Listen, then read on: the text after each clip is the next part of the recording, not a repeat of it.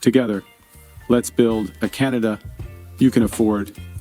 Let's build the strongest economy in the G7. Let's build Canada strong. Thank you, merci, and I'd be happy to take your questions. Thank you, Prime Minister. Merci, Monsieur le Premier ministre. We will take 15 minutes of question. On va prendre 15 minutes de questions. Please take your name and your outlet before beginning your question. S'il vous plaît, vous nommer ainsi que votre média avant de commencer votre question. First question. Hi, David Staples from the Edmonton Journal. Hi, Welcome David. to Edmonton. Thank you. You met with Premier Smith. She's advocating for the private sector to build pipelines across Canada. What I want to know is, you've said you're open to this kind of development, but can you make a commitment to Canadians and to Albertans that you will fight to get pipelines built? Yeah. That you will fight in the way that the industry wants, getting rid of the West Coast tanker ban, reforming C-69. Will you commit to those things? Yeah, Dave, thank you for the question, David. Look, and I had a meeting with the Premier this morning. I'll be with all the premiers tomorrow for the First Minister's meeting. Let me tell you part of the focus of that meeting, because it goes directly to your question. It's about getting things done. It's about getting, yes, pipelines built across this country so that we can displace imports of foreign oil.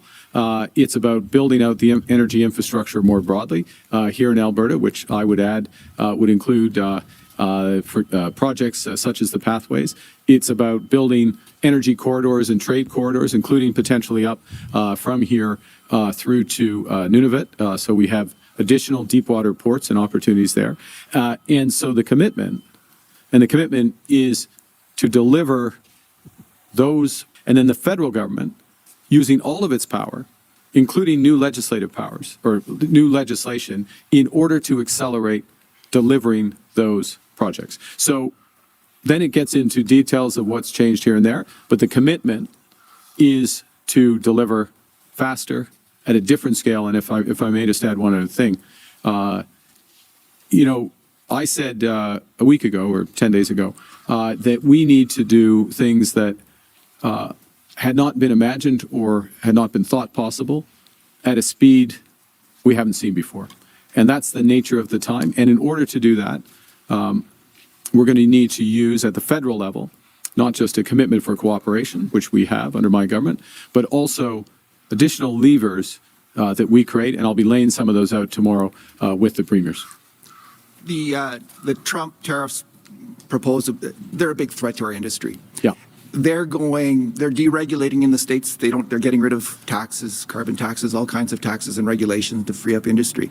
You're talking about bringing in an industrial carbon tax and supporting the emissions cap in Alberta. How is that going to help Canadian industry in the face of this threat from the United States? Well, there's a couple of things, if I may, David. First is the question of access, reliable access to the U.S. market. And in order to have reliable access to the U.S. market, we're going to need a comprehensive renegotiation of our economic and security partnership with the United States. The American government has chosen to violate a number of aspects of that partnership for reasons known only to themselves. They're putting a tax on Alberta oil that serves no purpose other than to raise the price to U.S. consumers. And more broadly, the taxes on steel and aluminum and other ones coming, or the tariffs, I should say, are outside the legal framework of CUSMA, USMCA.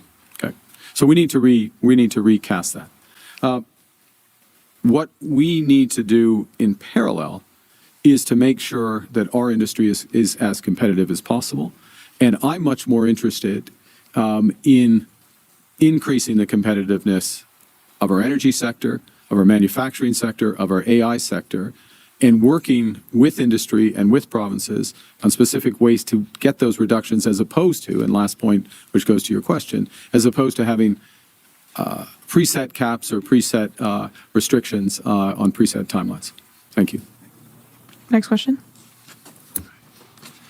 Prime Minister, thanks for taking my question, and welcome to Edmonton. And James from the Western Standard. You recently... Sorry about the microphone. Yeah, no problem. I'm a pretty tall guy.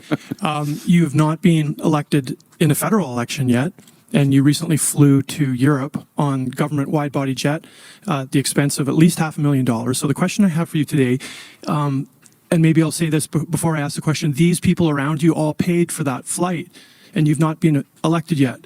So will you commit to refunding these taxpayers for that flight? Well, it's an interesting question, way of framing it. Look, I'm going to go back to, I'm going to allude to the question that was asked previously by Mr. Staples from the Journal, and the situation that we're in as a country, which is we are in an economic crisis that's brought on, I'm going to answer the question, brought on by the tariffs that have been put on Canada, actual and prospective. One of the challenges... The economic crisis was brought on by former Prime Minister Justin Trudeau, and you were his advisor. I think you would find. These people did not create that problem. I certainly. Hey, nobody in Canada created that problem. Nobody in Canada created that problem. The U.S. government has decided to put tariffs on all of its closest allies. All of its closest allies. I wouldn't for a moment suggest that anyone in Canada is the cause of this. What our responsibility is to take action to react to a different world that we're in. And part of the way we do that is we build out new partnerships, new opportunities, including opportunities. And I'm going to give you a specific one, and then I don't know if you have one more follow-up, but I'll give you a specific example. It goes to my previous answer, something I also discussed with the Premier this morning, which is Canada has many advantages, and one of them is in critical metals and minerals. One of the issues is how are we going to develop the trade routes and the trade corridors rapidly in order to export those critical metals and minerals? And who are our clients for that? Who are our customers? Do we only have one customer to the south of us, the customer that's attacking us, that doesn't respect the trade agreements that they signed? Or should we develop new customers in Europe? What's required, if I may, what's required for those new customers is to build out trade corridors and infrastructure, including what I referenced in my previous answer and discussed with the Premier, is the potential to go north, go to new deep water ports, Churchill as an example, Gray's Point in Nunavut as another. And that creates a whole new set of opportunities for Albertans as a whole, for people across the country, for these hardworking people around me and those like them in the trades. And that's what my job is. I'll take that as a no then. No, you'll take that as a very comprehensive answer to your question. Thank you. Next question. Anne Levasseur de Radio-Canada, Donald Trump, le président américain, a dit qu'il préférait négocier avec un libéral qu'avec un conservateur. Poilievre y a répondu en disant c'est parce qu'il vous voyait comme quelqu'un de faible, un adversaire faible. Qu'est-ce que vous répondez à ça? C'est pas correct du tout. Ce qui est clair que M. le Président, il veut avoir une négociation avec une personne sérieuse. Une personne sérieuse. Moi, je suis une personne sérieuse, premièrement. Et deuxièmement, il faut que M. le Président, il rende du respect pour notre pays souverain. Et finalement, il faut avoir une négociation compréhensive, y compris des enjeux économiques et sécuritaires. Deuxième question. Oui. Vous avez rencontré Daniel Smith hier. Elle a clairement endossé Pierre Poilievre. Elle a dit que votre plan était d'éviscérer l'Alberta. Quelles sont concrètement les choses que vous comptez faire pour convaincre elle et les Albertains que vous n'allez pas éviscérer l'Alberta, notamment avec le plafond sur les émissions? Oui. C'est quoi votre plan clair? Oui, pour moi, je suis une personne pratique, une pragmatiste, en effet. Alors, pour moi, c'est plus, il faut bâtir, et qu'est-ce qu'on va bâtir?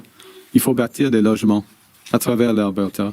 On a des programmes qui fonctionnent maintenant ici à Edmonton, et M. Smith, Erskine Smith, le ministre de Logement, de l'Infrastructure, et moi et notre gouvernement, on va élargir les programmes qui fonctionnent pour l'Albertain, pour les Albertains, première chose. Deuxièmement, il faut investir maintenant dans des grands projets d'énergétique ici en Alberta et à travers le pays. Ça, c'est des choses concrètes. C'est pas les mots, c'est des choses concrètes.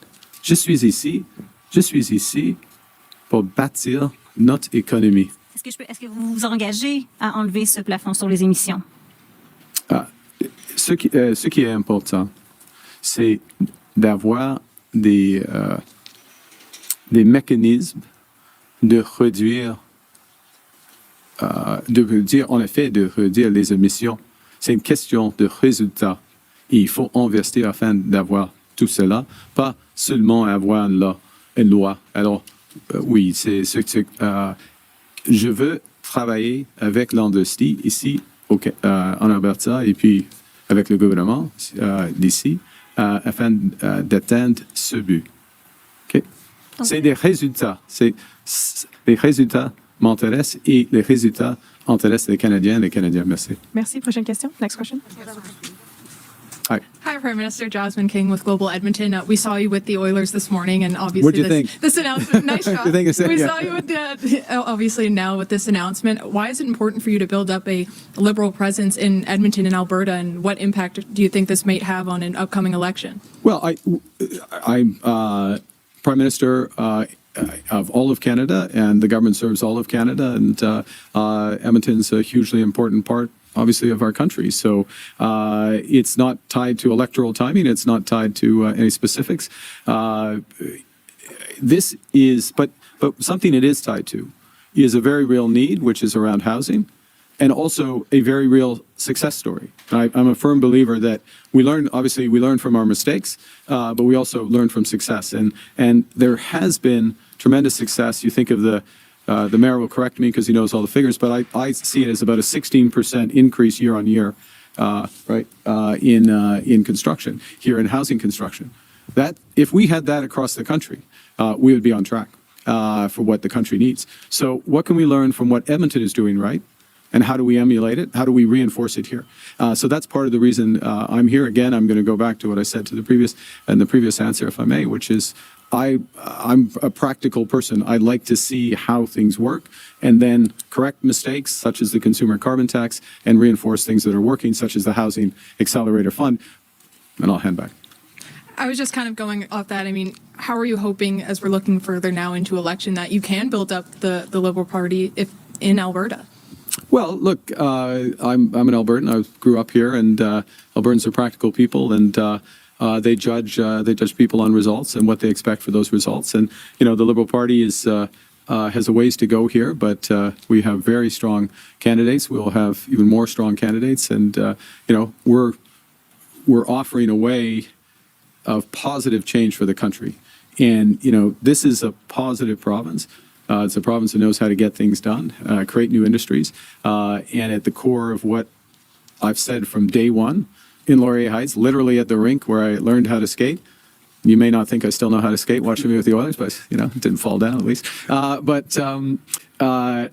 is, it's time to build. And that's what we're offering Albertans and Canadians. Thank you. Thank you. Thank you. We'll do last question. Dernière question, s'il vous plaît. Travis McEwen, CBC News. Will you be calling an election this weekend? Fair question. The first person who will know whether the recommendation to call an election, it will be the Governor General as for a convention. What's clear, Travis, is that in this time of crisis, is that the government needs a strong and clear mandate. We're offering a positive vision for the country, a vision of action. You can see the action that's happened. I haven't been Prime Minister for a week yet, and you can see what we've done thus far. We can do even more with that strong and clear mandate to move forward for the country, for all Canadians.